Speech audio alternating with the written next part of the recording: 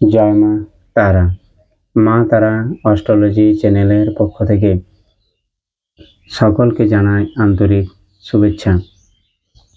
আজকে আমি যে বিষয় নিয়ে কথা বলতে চলেছি যে তুলা রাশির জাতক এবং জাতিকারা এই ক্রিয়া দুটি করুন, নাহলে আপনাদের জীবনে যে মানসিক, শারীরিক এবং আর্থিক সমস্যা চলে আসছে কিছুতেই ভালো ফল আপনারা পাবেন না। কারণ 2025 সাল 29শে মার্চ অনেক মানুষ হয়তো বড় বড় ইউটিউব চ্যানেলে বলেছে যে তুলা রাশির রাজযোগ আসছে, তুলা রাশির এই হয়ে যাবে, তুলা রাশির সেই হয়ে যাবে, কিন্তু কোনো লাভ হয়নি। তাদের জন্য অবশ্যই আমি যে ক্রিয়া দুটি করতে বলছি অবশ্যই আপনারা জীবনে করুন। আপনাদের 7 দিনের মধ্যে আপনারা ভালো ফল অবশ্যই জীবনে পাবেন।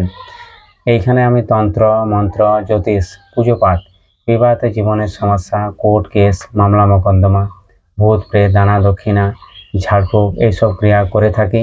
চাইলে আপনারা আমার সাথে সরাসরি যোগাযোগ করতে পারেন আমার স্ক্রিনে দেওয়া নাম্বারে। জয় মা তারা। তুলা রাশির জাতক এবং জাতিকারা যে মানসিক সমস্যা, আর্থিক সমস্যা, শারীরিক সমস্যা দিয়ে অতিবাহিত করছেন জীবন হয়তো অতিষ্ঠ হয়ে গেছে।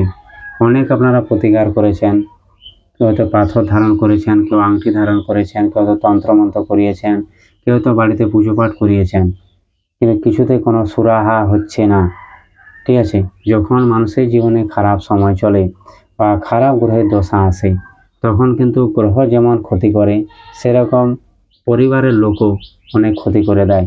তার জন্য গ্রহ এবং মানুষ যখন একাকার হয়ে যায় মিলে, তখন কিন্তু কোনো রত্ন, কোনো পাথর, কোনো কিছু কাজ করে না। তখন যে দুটি ক্রিয়া করতে হয় বাড়িতে, পঞ্চাঙ্গ শান্তি সস্ত্রণ যজ্ঞ, 2 নাম্বার হচ্ছে পূর্বপুরুষের উদ্দেশ্যে আবদ্ধ শ্রাদ্ধ। এই দুটি ক্রিয়া আপনারা করুন, তারপরে আমাকে জানান যে আপনাদের ভালো ফল আসছে না। 7 দিনের মধ্যে আপনারা ভালো ফল অবশ্যই পাবেন দেখতে। নাহলে কিন্তু আপনাদের জীবনে যে সমস্যা হয়ে আসছে বেশি করে আরও বৃদ্ধি পাবে। জীবনে আপনাদের কোনোদিন ভালো সময় আসবে না, সে 25 সাল আসুক, 26 সাল আসুক, 27 সাল আসুক।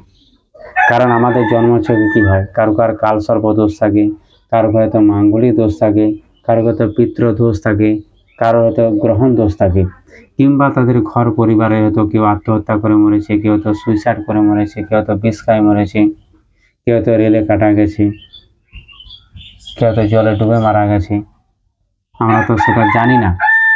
তাদেরকে সেরকম কী হয়, যখন গ্রহ খারাপ চলে, গ্রহে তো একটা খারাপ ইফেক্ট অবশ্যই পড়ছে, তার উপরে পূর্বপুরুষের একটা নেগেটিভ অভিশাপ পড়ে যায় মানুষের উপরে। তার জন্য এই ক্রিয়াগুলি অবশ্যই করতে হয়।